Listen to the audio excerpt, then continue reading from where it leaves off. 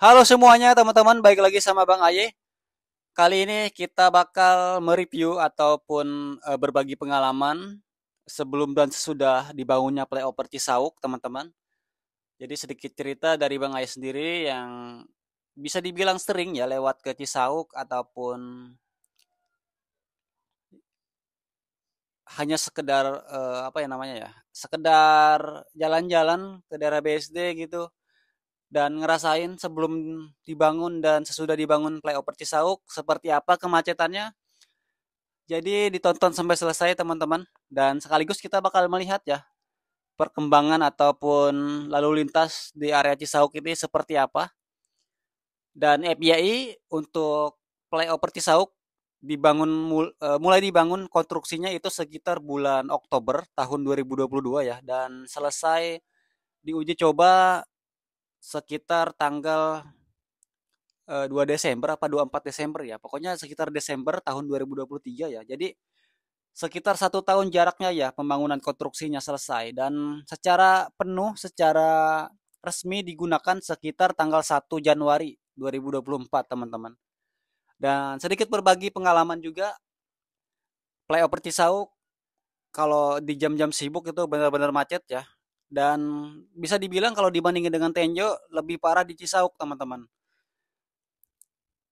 Kalau di Tenjo tuh paling paling lama mungkin teman-teman bisa komen juga nih bandingin di Cisauk sama di Tenjo kemacetannya. Kalau misalkan bener-bener macet banget, berapa lama macetnya?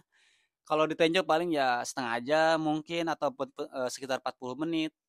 Dan kalau di Cisauk itu bener-bener dari sore bisa sampai malam teman-teman. Karena ada dua titik kayak dua titik belokan atau dua titik persimpangan kendaraan, entah itu pertigaan yang ke Kadusirung ataupun perlintasan kereta teman-teman.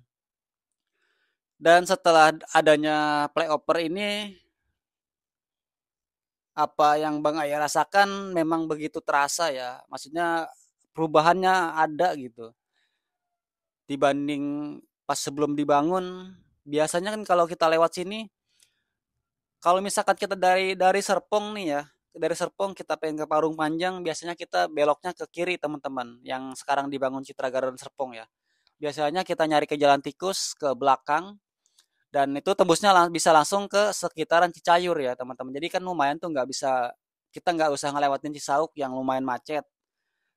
Nah biasanya itu kalau kita nggak nyari alternatif lewat-lewat jalan tikus biasanya kita mandek kadang nyampe malam ya. Pernah kita dari jam berapa ya? Dari jam 5 sore sampai dengan jam 9 malam itu masih nggak bisa jalan dan posisinya kita juga lumayan jauh ya sampai dengan ke SPBU yang mengarah ke Suradita teman-teman. Dan dengan adanya flyover ini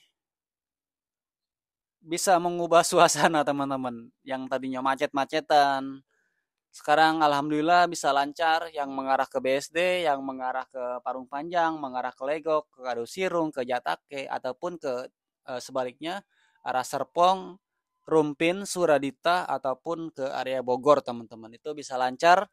Cuman kalau misalkan kita bilang kemacetannya bisa benar-benar hilang, itu tidak bisa kita nyebut benar-benar hilang ya.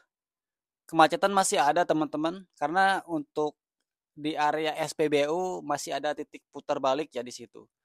Jadi kalau misalkan kendaraan yang dari Kadusirung, yang dari Legok, yang dari Parung Panjang pengen ke daerah Serpong ataupun ke daerah Rumpin ataupun Suradita, teman-teman harus putar balik dulu di depan SPBU ataupun dari Cibogo yang ingin ke BSD ataupun ke Parung Panjang ataupun ke Legok itu putar balik di depan Citra Garden Serpong teman-teman dan di situ ya harus tetap bergantian untuk bisa putar balik teman-teman. Tapi kalau misalkan dibandingkan dengan sebelumnya ada perubahan teman-teman. Jadi lumayan lancar, alhamdulillah ya. Dan bisa dilihat video ini diambil sekitar jam 2 siang. Pengennya sih kita sore-sore ya, pengen ngeliat nih kalau sore kayak gimana. Cuman kan kalau misalkan kita sore-sore juga alhamdulillah lancar, lancar juga sih gitu lalu lintasnya. Dan alhamdulillah mudah-mudahan bisa diaplikasikan ke Tenjo, flyover Tenjo bisa mengurangi kemacetan teman-teman. Dan see you the next video teman-teman.